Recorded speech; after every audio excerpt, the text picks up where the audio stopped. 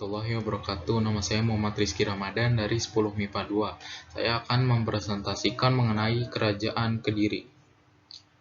Kerajaan Kediri merupakan salah satu kerajaan Hindu yang terletak di tepi Sungai Brantas, Jawa Timur. Kerajaan yang berdiri pada abad ke-12 ini merupakan bagian dari Kerajaan Mataram kuno. Raja pertamanya bernama Sri Samarawijaya yang menamakan dirinya sebagai titisan Wisnu. Sejarah berdirinya Kerajaan Kediri diawali dengan perintah Raja Airlangga yang membagi kerajaan menjadi dua bagian, yakni Jenggala atau Kahuripan dan Panjalu atau Kediri yang dibatasi dengan Gunung Kawi dan Sungai Brantas. Tujuannya supaya tidak ada pertikaian.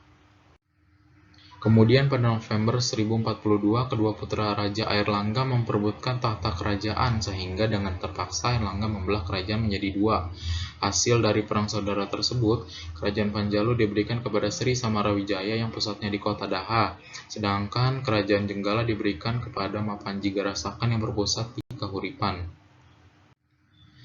Raja-raja Kerajaan Kediri. Yang pertama ada Sri Samarawijaya. Yang kedua ada Sri Jayawarsa, yang ketiga ada Sri Bameswara. Yang keempat ada Jayabaya, yang kelima ada Sri Sarwaswera, dan yang keenam ada Sri Aryaswara. Kemudian ada Mapanji Kameswara, ada Kertajaya, dan yang terakhir ada Sri Gandra. Kemudian kehidupan masyarakat Kerajaan Kediri. Yang pertama ada kehidupan politiknya. Kerajaan Kediri berdiri kira-kira hanya 1 abad, namun ada beberapa perubahan-perubahan dalam pemerintahan yang terjadi. Sebutan Panglima Angkatan Laut atau Senapati Sarwajala muncul dalam keterangan. Sekiranya peran di bidang kemaritiman menjadi lebih penting, terutama dalam menjaga jalur keluar kerajaan melalui Sungai Brantas. Selain itu, ditemukan pula adanya aspek demokrasi, yaitu permohonan yang langsung datang dari masyarakat melalui pejabat-pejabat setempat kepada raja. Aspek penting lain di bidang politik adalah adanya Samya Haji atau Raja Daerah dalam struktur kekuasaan Kediri.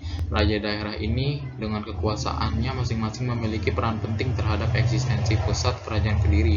Pada akhirnya, kekuasaan-kekuasaan kecil ini yang melemahkan Kediri. Kemudian kehidupan ekonomi.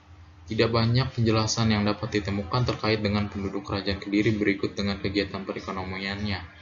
Namun, jika merujuk pada zaman dan wilayahnya, Kerajaan Kediri tentunya memiliki pengelolaan di bidang pertanian yang dilangsungkan di wilayah pedalaman, dan perdagangan yang dilangsungkan melalui aliran Sungai Brantas dan Kali Lamong menuju ke pantai utara Jawa. Umur kerajaan yang sangat singkat ini menjadi faktor utama tidak adanya informasi yang kredibel mengenai kondisi kerajaan.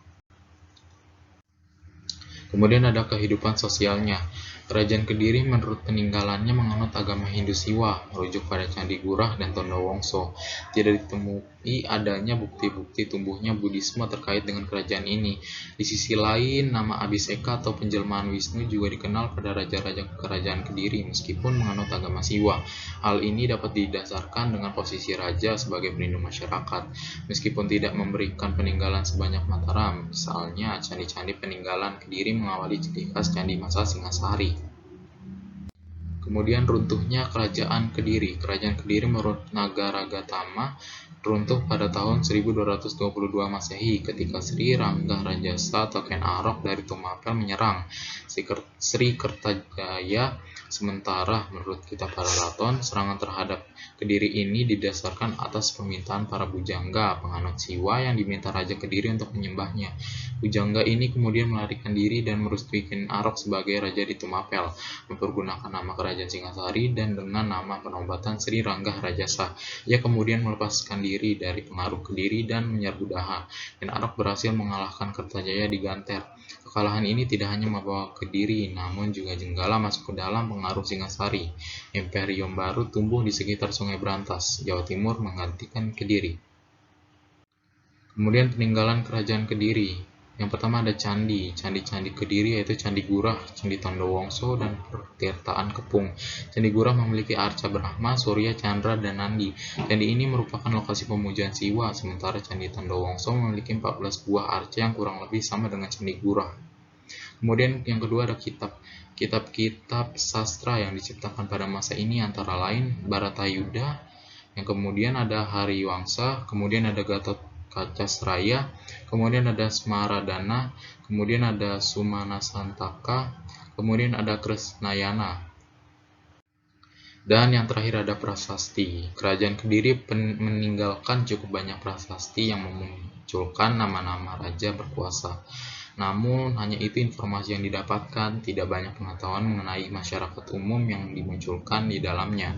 Beberapa prasasti peninggalan Kediri antara lain yang pertama ada prasasti Padlegan, kemudian ada prasasti Hantang, ada prasasti Angin, prasasti Jaring, dan yang terakhir ada prasasti Semanding. Cukup sekian yang dapat saya sampaikan, kurang lebihnya mohon maaf. Wassalamualaikum warahmatullahi wabarakatuh.